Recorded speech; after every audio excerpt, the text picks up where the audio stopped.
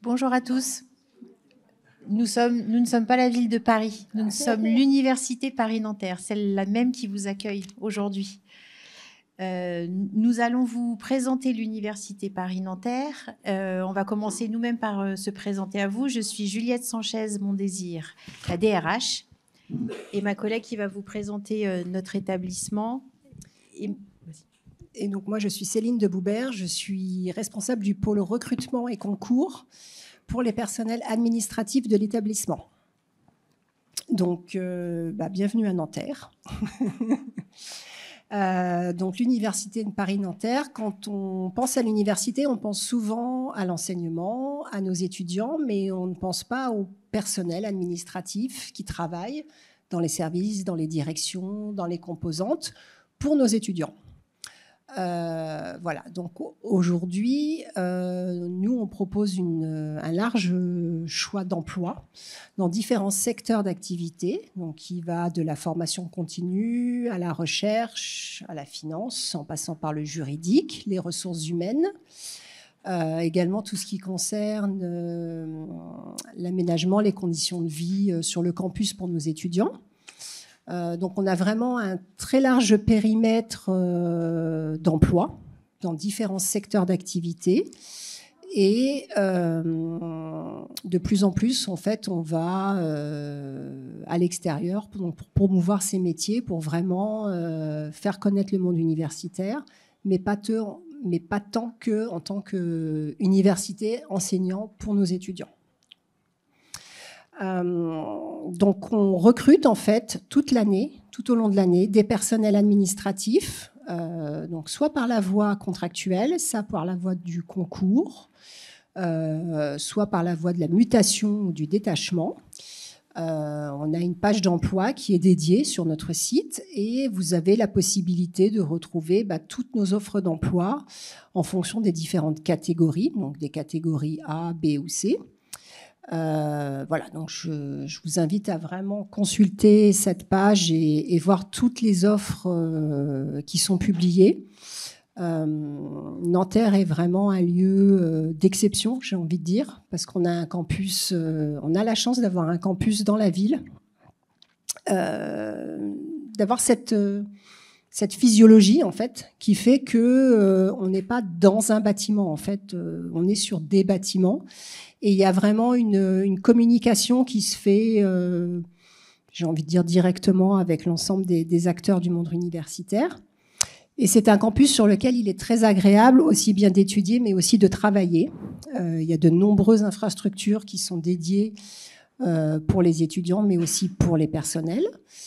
Quand je parle de structure, je pense notamment à notre complexe sportif. Les personnels de Nanterre ont l'opportunité de pouvoir faire du sport, mais pas du sport à petite échelle. Du fait qu'on est l'UFR STAPS, on a une offre de formation qui est magnifique. Ça va du pilate à la boxe, au tennis, à la piscine, au hand, à l'escalade en salle. Enfin, on a vraiment une très grande offre. On a également une vie associative et culturelle très riche. On a de nombreux événements qui sont proposés à la communauté, aussi bien étudiante mais aussi bien personnelle, sur des invitations pour participer à des événements culturels. Donc ça peut être des orchestres, des concerts, des pièces de théâtre, des offres de billetterie qui sont proposées tout au long de l'année. Mais également des voyages par le biais du service de l'action sociale, l'arbre de Noël qui est organisé tous les ans pour nos enfants. Voilà, donc on a à cœur en fait de préserver cette communauté, cette vie communautaire autour de nos étudiants. Donc ça c'est un des avantages à travailler à Nanterre. Et puis après, au niveau de la DRH en tant que telle, nous, on est structuré sur 4 grands pôles qui vont représenter les personnels enseignants, les personnels administratifs. On va avoir un pôle pilotage, plus sur des mesures de projection. Et on va avoir un 4e pôle qui est dédié à l'accompagnement des parcours.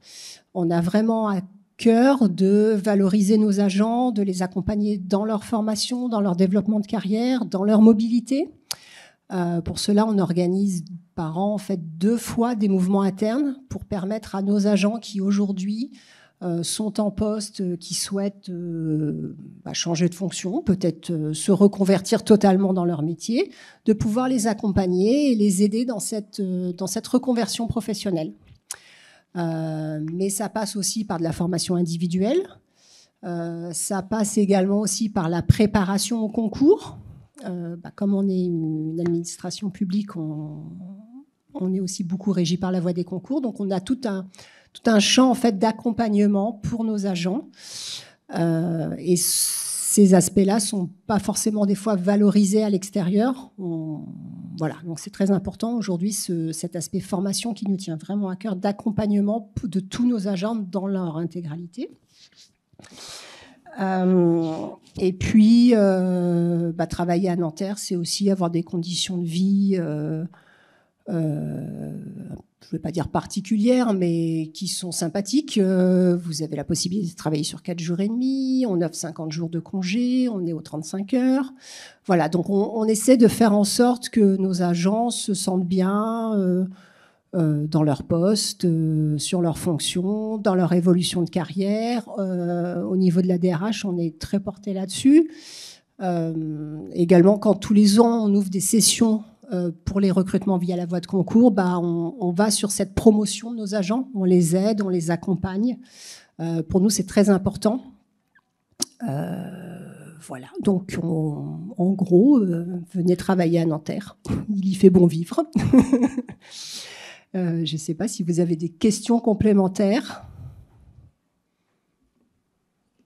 ou pas.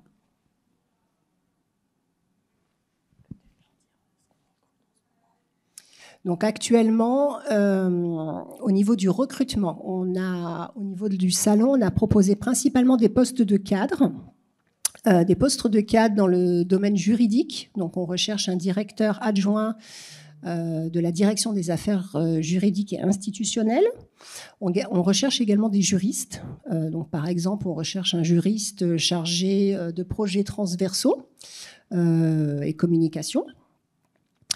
On recherche également souvent aussi des assistantes juridiques, donc qui vont travailler en binôme avec nos juristes, par exemple pour tout ce qui est quand il y a des conseils au niveau des instances, l'organisation de ces instances, de ces réunions. Après, on recherche à la direction des ressources humaines, on cherche notre chef de service des personnels administratifs. Voilà, donc l'équipe administrative est une équipe composée d'une trentaine de personnes à peu près. Et on est assez dynamique, on est sympa, on est enjoué. Donc si ça vous tente, n'hésitez pas à postuler. Après, on va avoir des postes également à la direction financière, sur du contrôle d'éjection, sur un poste de directeur, sur des... Voilà, il y a vraiment un panel d'emplois qui est vraiment très large. Et tout au long de l'année, je le répète encore, on recrute. Là, c'est vrai que sur des postes de catégorie B et C, on ne va pas forcément en proposer aujourd'hui parce qu'on est sur des périodes de concours.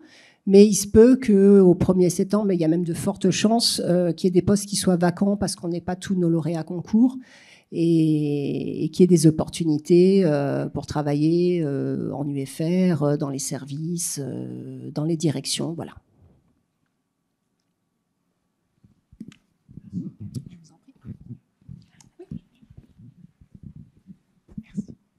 Bonjour. Une question par rapport aux postes juridiques que vous avez dit qui sont disponibles en ce moment. C'est en contractuel, sur concours. Et quels sont les parcours en fait que vous recherchez? Plutôt une formation en juriste privé, droit public, plutôt droit public que droit privé?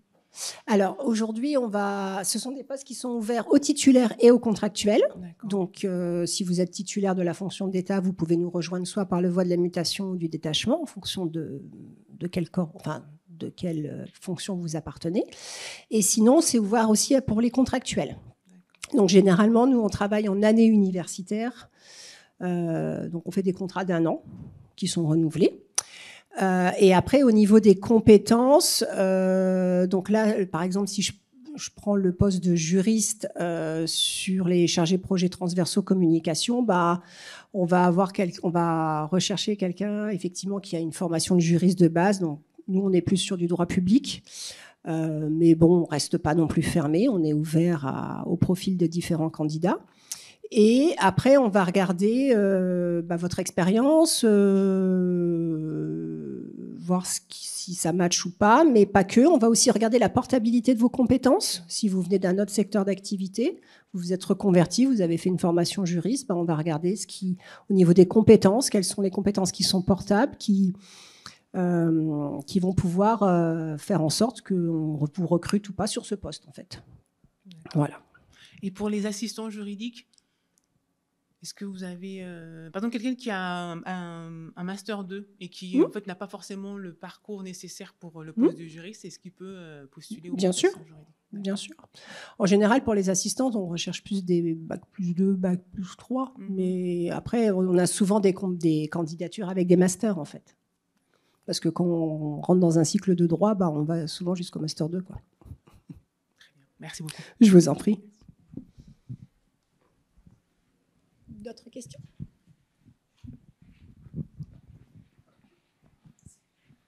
Je voulais savoir si les métiers du numérique font partie de votre section ou c'est plutôt transverse.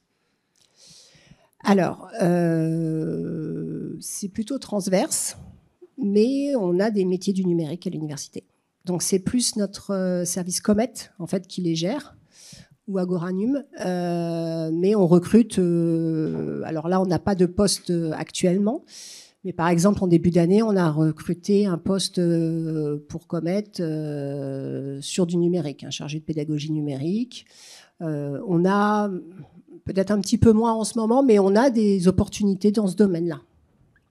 Voilà. Et comme c'est des profils qui sont quand même assez spécifiques, si vous êtes intéressé, vous pouvez nous envoyer votre CV, lettre de motivation. Comme ça, ça nous permet d'améliorer notre vivier. Et quand on a un poste qui se libère, on pense tout de suite aux candidatures qu'on a dans notre vivier, en fait. Ok, merci. Je vous en prie.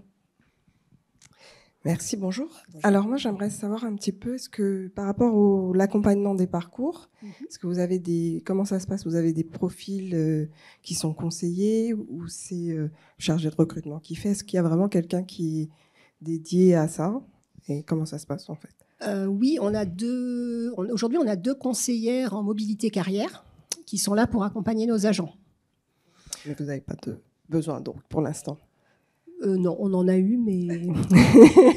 Ah, c'est pour des postes ?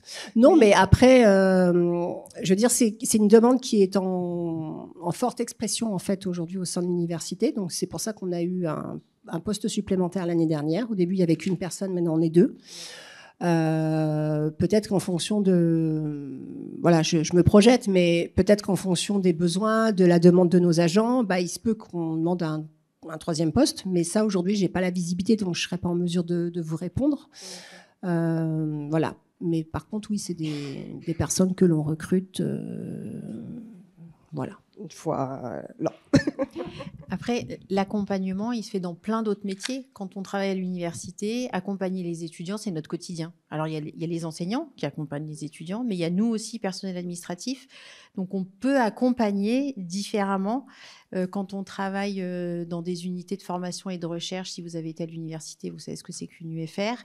On a énormément de personnel administratif qui accompagne les étudiants dans leur scolarité, en termes d'inscription, en termes d'accompagnement, en termes de mise en œuvre des examens. Donc, on n'a pas que l'accompagnement RH. D'accord. Et donc, il faudrait... Les postes sont... Comment on fait pour savoir si c'est un poste où il va faire de l'accompagnement ou pas ? En général, c'est précisé dans les missions du poste. Vous avez les missions et les activités principales. C'est assez bien détaillé sur nos fiches de poste. Là, par exemple, on a un service, je pense à ce service qui est le service accompagnement parcours insertion, qui est chargé de l'accompagnement de nos étudiants dans leur insertion professionnelle. Après, si vous allez à la direction de la recherche et des écoles doctorales, ça va être accompagner nos doctorants contractuels dans leur cycle universitaire. Mais souvent, c'est très détaillé, enfin, c'est détaillé dans les missions et dans les activités du poste. D'accord. Et donc actuellement, pour ces postes-là, vous avez des besoins ou pas? Oui, on en a, oui, oui. À API, il y a un besoin. À la DRED, on a également aussi un besoin. On recherche une responsable. Mais regardez sur notre site. D'accord, je À la regarderai. limite, je vous invite à venir sur notre stand à la fin.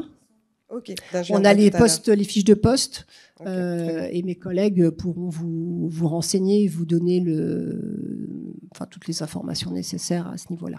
Très bien. Merci beaucoup. Je vous en prie.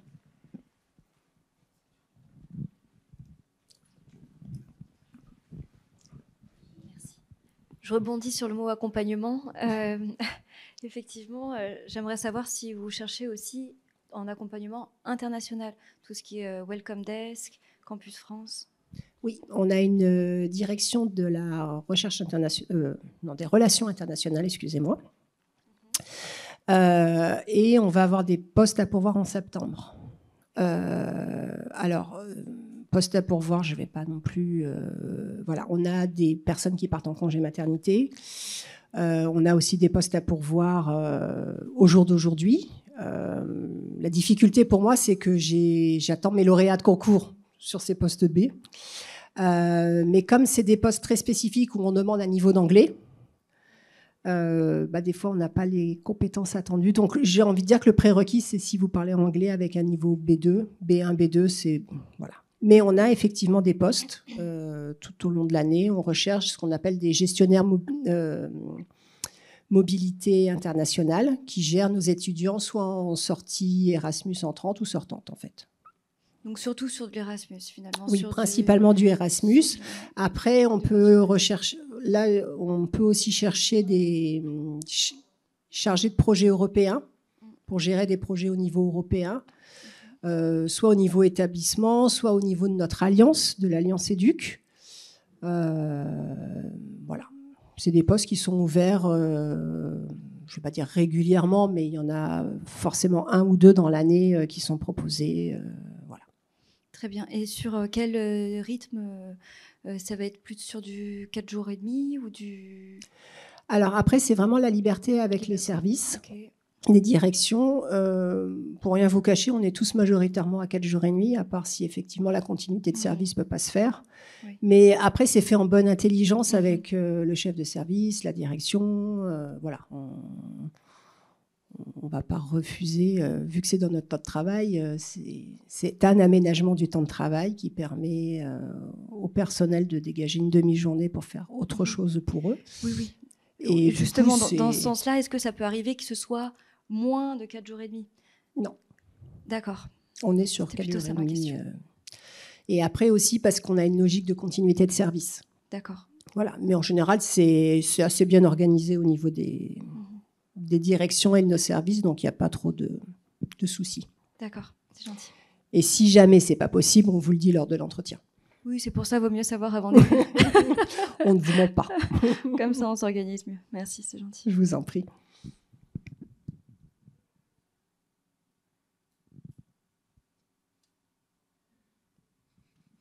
D'autres questions?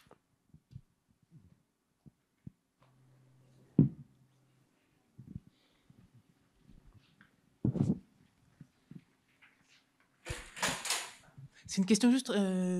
Est-ce que vous avez vous avez parlé tout à l'heure de vivier. En fait, est-ce que vous avez une adresse, par exemple, si on veut faire des candidatures spontanées, mettre son CV Oui. au cas où Alors, l'adresse générique, c'est recrutement sans S, @ liste, comme une liste, LISTE, .parisnanterre.fr. Et donc, ça arrive directement au niveau du pôle. Et après, soit on redispatche les candidatures.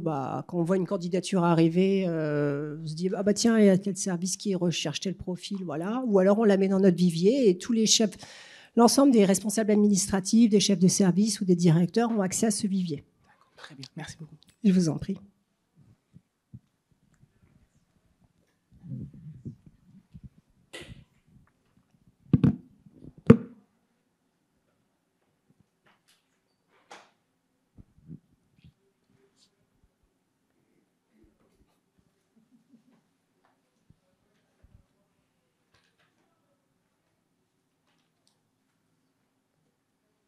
Un complément d'information peut-être, non?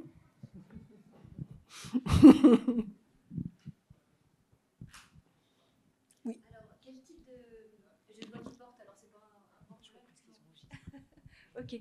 Alors, petite question de nouveau de ma part, c'est quels sont les diplômes finalement, alors les diplômes pas tout à fait, les concours de la fonction publique qui sont les plus adéquats, notamment pour tout ce qui est les filières internationales. Alors, est-ce qu'il faut passer plutôt un concours généraliste, un peu, enfin, sans avoir forcément de matière linguistique au concours? Qu'est-ce que vous préconisez? Si vous voulez vraiment rester sur la filière internationale, ça va être les concours de la filière ITRF. Parce que là, ce sont des concours qui sont organisés par BAP d'activité et par emploi type. Donc, par exemple, nous, dans la BAPJ gestion pilotage, on va retrouver la famille d'activités ressources humaines avec tous les métiers qui se déclinent. Pour la recherche, ça va être pareil. Il va y avoir des emplois types liés aux relations internationales, enfin voilà, à la recherche, chargé de médiation scientifique. Par exemple, si vous travaillez dans l'événementiel, on va plus être dans de la BAPEF, voilà. Après, les concours de la filière administrative sont aussi très bien parce qu'en fait, ce sont des concours qui sont interministériels. Donc, qui vous permettent d'avoir peut-être une expérience plus générique, j'ai envie de dire, mais qui vous permettent de travailler au sein des ministères et dont les passerelles sont plus faciles. Nous, en ITRF, on est vraiment dans l'enseignement supérieur. Voilà. Sur le sujet des relations internationales, vous avez tous les concours du MAE, évidemment. Oui, oui. Et puis après, vous avez des concours dans la fonction publique d'État interministérielle qui vous permettent d'être affecté en fonction de vos choix dans toutes sortes de ministères. À l'université, on a une spécificité. On a une filière de concours tout à fait à part puisqu'elle était dédiée au seul personnel du CNRS historiquement. Cette filière s'appelle la filière ITRF. Ingénieur, technicien, recherche et formation. C'est quelque chose qui est très peu connu, mais qui du coup a une orientation beaucoup plus métier. Sur les concours interministériels, vous allez avoir des questions de culture générale, de méthodologie. Les concours ITRF sont très axés sur les métiers. C'est-à-dire que vous allez avoir en face de vous un jury par type de métier, les métiers informatiques, les métiers RH, financiers, relations internationales. Donc des métiers des concours un peu plus professionnalisants. Oui, c'est l'impression que j'ai. Ouais. Ouais. Très bien.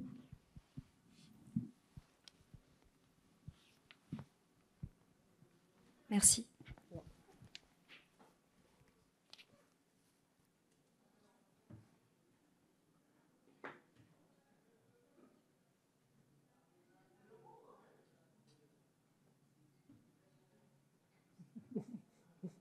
Allez-y. Hein. Allez-y.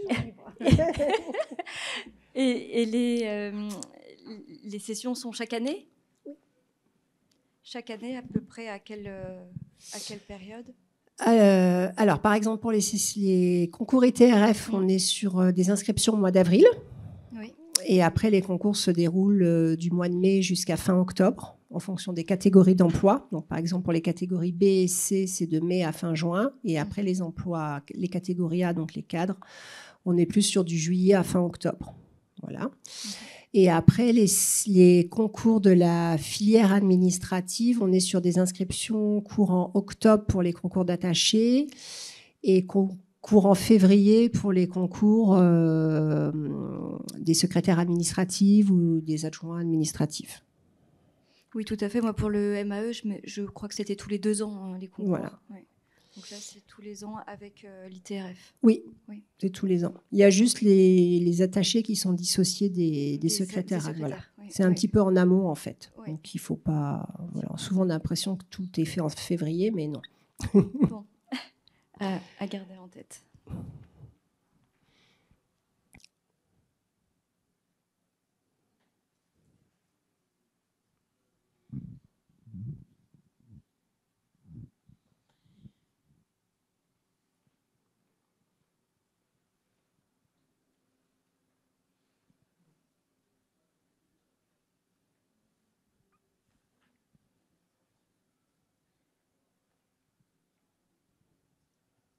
Pas d'autres questions? Je vous remercie pour votre présence, pour votre attention, pour vos questions, votre participation. Si jamais vous avez besoin d'informations complémentaires, nous avons un stand au niveau des universités, donc qui est tout au bout de ce hall-là, sur votre... tout en face, en fait, vous ne pas vous tromper. Et donc, on sera ravis de vous accueillir pour répondre à vos questions, vos interrogations. Merci. Bon après-midi. Au revoir.